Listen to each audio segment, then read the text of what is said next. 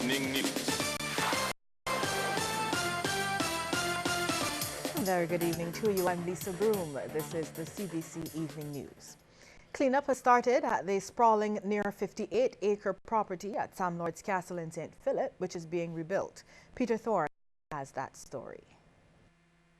Chief Executive Officer of the Barbados Tourism estimates work on Sam Lord's Castle is being undertaken with trucking and bobcat rentals and should be completed soon. This as Mr. Lane, BTII Chairman Everton Walters, Project Manager Damani De Silva, Tourism Consultant Hugh Foster, and officials of the China National Complete Plan Import and Export Corporation visited the property. Well, really what we are doing is a bit of a demolition. We're clearing the site. We have its preparatory work for an official groundbreaking that will occur in the very near future. We have 57 acres, so it's a lot of work to be done. And we have started today, I believe, I can say we started exactly at 10:15 a.m. today, and we'll continue until it's all done. Mr. Lane says all indications are that in a very quick time, the cleaning up process will be over, clearing the way for the groundbreaking ceremony on the multi-million-dollar five-star resort. At least 2 weeks. It is, as I said, quite a large area. We have to get it clean, and we believe it will take at least 2 weeks, maybe a bit more than that. The BTII CEO says Sam Lord's is to be rebuilt into a modern luxurious resort employing hundreds of people. It's slated to be a large hotel. It's 450 suites. We will also restore the castle to its former glory, and it will be something that I believe will not only enhance our tourism product offering, but will benefit all Barbadians. This is a cultural heritage asset, and we are proud to be able to say that we will restore it and make it available for Barbadians. It's projected that the hotel will cost $200 million to be rebuilt by a Chinese construction company, and that its 450 rooms should come on stream for the key tourism industry either in the first quarter or first half of 2018. 60% of those working on the hotel's construction are expected to be Chinese, and the other 40% Barbadians. Peter Thorne, CBC News. Close to 40,000 cubic meters of Sargassum seaweed have been cleared from the nation's beaches. Though it seems seaweed washing ashore have abated, General Manager of the National Conservation Commission, Keith Neblett, says the NCC is not giving up. Cleanup efforts were led by the NCC with assistance from various government departments, businesses and volunteers. Mr. Neblett thanked them for the helping hand as he encouraged Barbadians to continue with the cleanup. The NCC says Barbadians must look at alternative uses of the seaweed. I know a lot of farmers have benefited from it. Most of the 40,000 million to farmers in Barbados, and I'm sure that when they incorporate it into the soil, it will certainly make improve the fertility of the soil. It's a practice that some developers have that hire of low environmentalists. It's the clearing of trees to make way for development. And now on this Arbor Day, the National Conservation Commission has added its voice to those against the practice. General Manager Keith Neblett says there are some developments here on the island where a lot of trees are felled, which should not always be the first choice.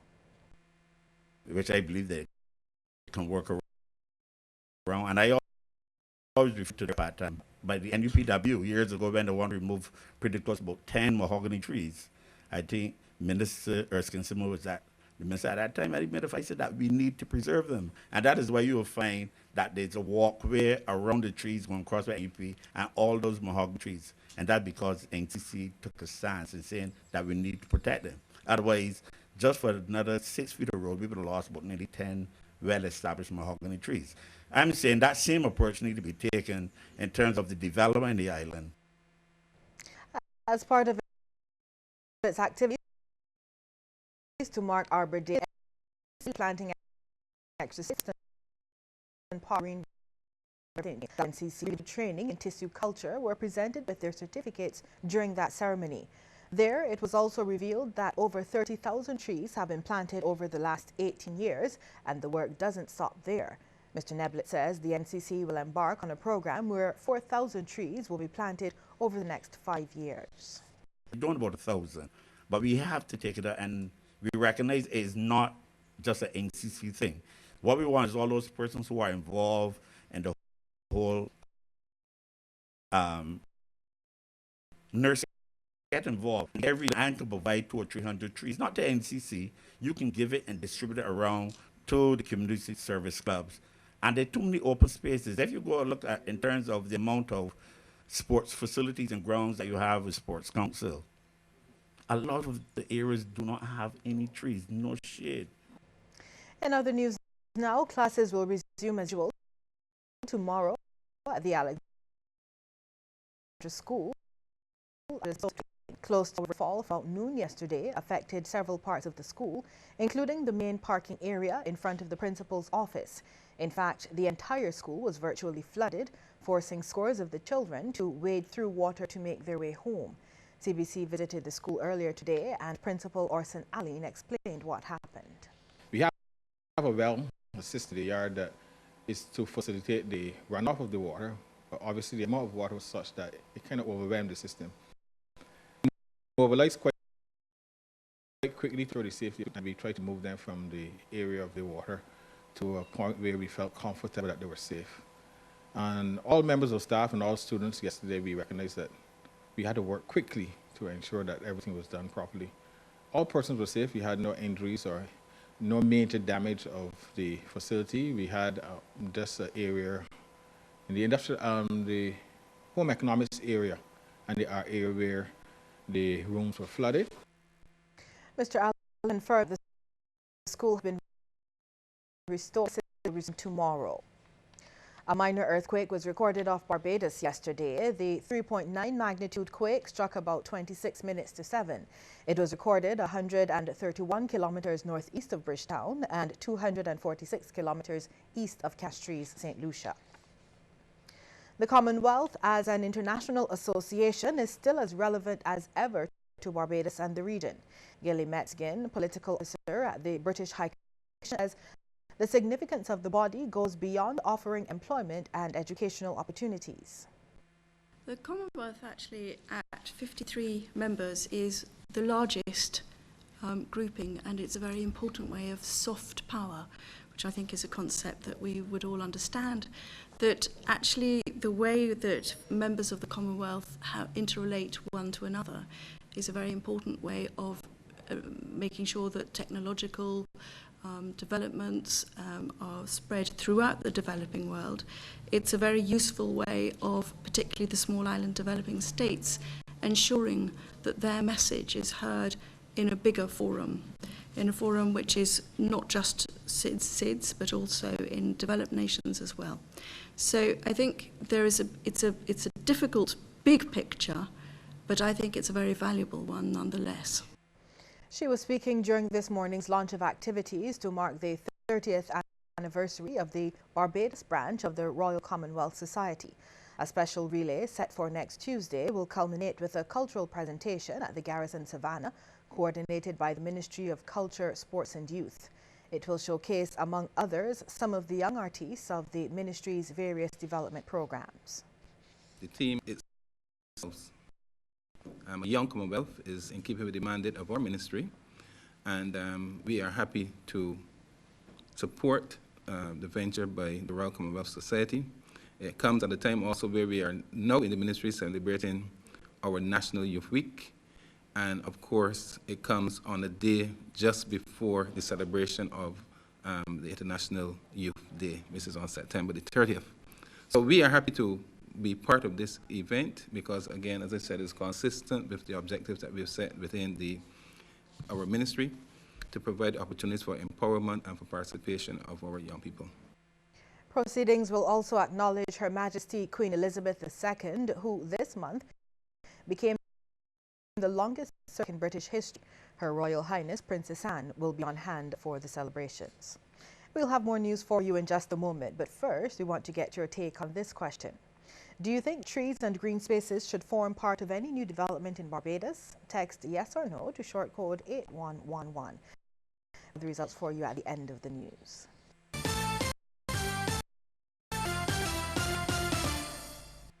Keep on praying. Learning about life is learning not to give up. Falling and standing up again with you by their side. And for the tough stains, you can always rely on Breeze laundry detergent. Breeze, with the extra power of pre-treaters, removes the toughest stains, even in a quick wash. Keep on playing. Breeze, unbeatable on the toughest stains.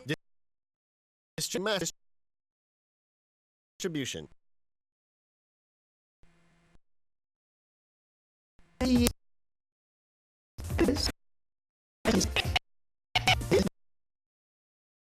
Not breaking.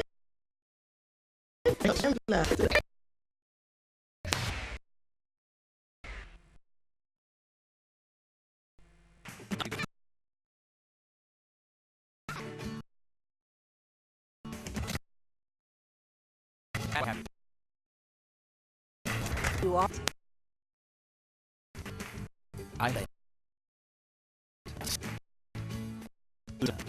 Thanks to its benefit, blood sugar spike.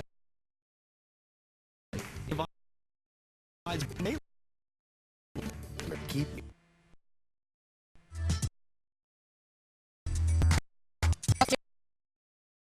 environment net results cleanup in cancer.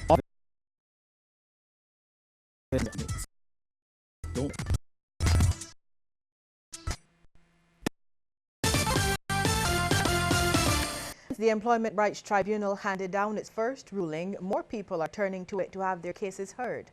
The tribunal had ruled that former KPMG employee Joel Leacock was unfairly dismissed and ordered he be awarded just over $77,000. Minister of Labour, Senator Dr. Esther Bayer, however, notes that not every case brought before the Labour Department will automatically go before the tribunal. She says the tribunal is the last recourse.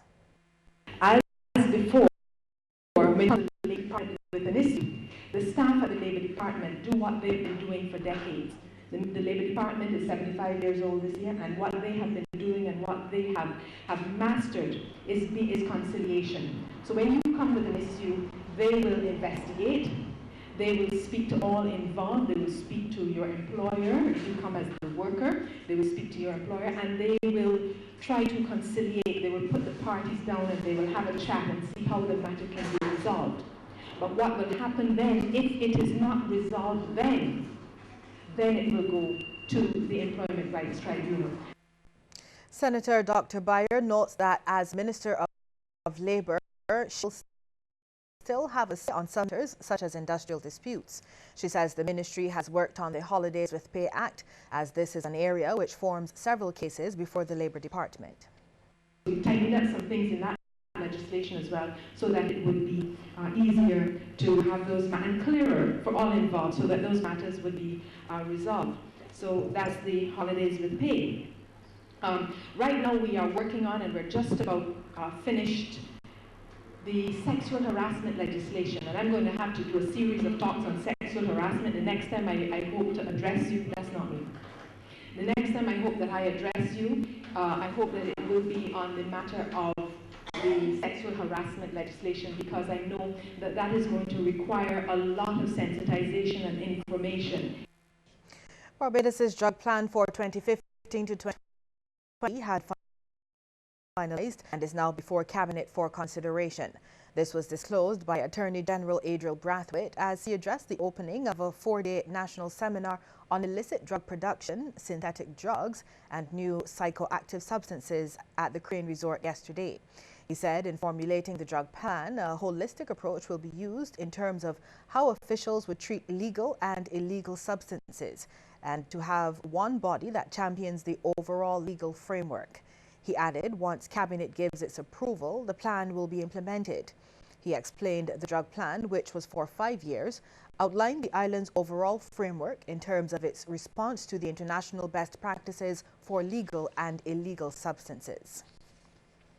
The Small Business Association is challenging Barbadians to consider using a small business when selecting a product or service. President Dalton Medford is telling the public by supporting small businesses, the country benefits. A service was held on Sunday to mark Small Business Week 2015 at the Power in the Blood Assembly. There, Mr. Medford recognized the founders of the association, saying the entity is re-energized and looking towards the future. The week is being observed under the theme, Reimagining National Development, the Role of Small Business Enterprises, one which calls for some reflection. Imagine bar businesses. Imagine, especially you ladies that go what we consider the lifestyle services. You know your dues, being done. Those business people that you go to have those things done. Just imagine the days, just take your mind back to the days when we walk around the villages on Sunday and buy lettuce and we bought, we had people that sell meat in the neighborhoods. Imagine a Barbados without that. The Alzheimer's Association is continuing its public education. Its latest venture was held at the weekend. President Pamelia Burton says these sessions are necessary in light of an increase in the number of people living with the disease in Barbados. Here in Barbados with our 44,087, that is even a lot for us because this is a small country and a population of what, 300,000 people possibly? That's a lot for a small island, so people are getting more concerned. More ways out, more education. The president of the association also wants to keep training caring Alzheimer's patients. I'm hearing complaints from persons who don't know how to deal with it. It's becoming more and more frustrating for them.